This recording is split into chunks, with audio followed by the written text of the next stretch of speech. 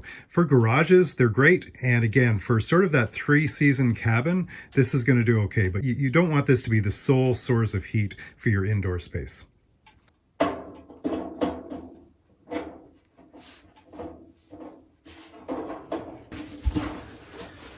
Oh, that's actually kind of cool. It's got wheels on the bottom. Okay, so you don't want to... Don't do that.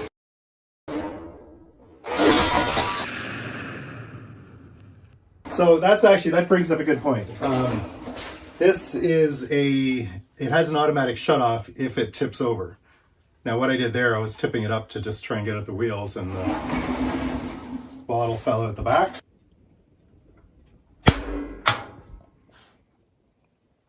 The pilot is on.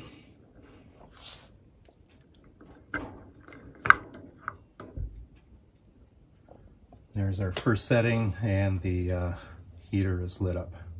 Boy, that really kicks out a lot of heat. But you can feel that. Holy geez, that's hot. I'm gonna turn this down. Kaya's lying there and she's like, oh, this is very nice. Thanks, Dad. I'm just gonna go down to the first setting here. That's throwing out a crazy amount of heat. Here's my caveat. Of course, it's kind of dumb to be, running one of these with a window open. But with the amount of heat that this is throwing, on a day like this, again, where I'm just above 0 degrees Celsius, for any Americans out there, I could be sitting here in my chair.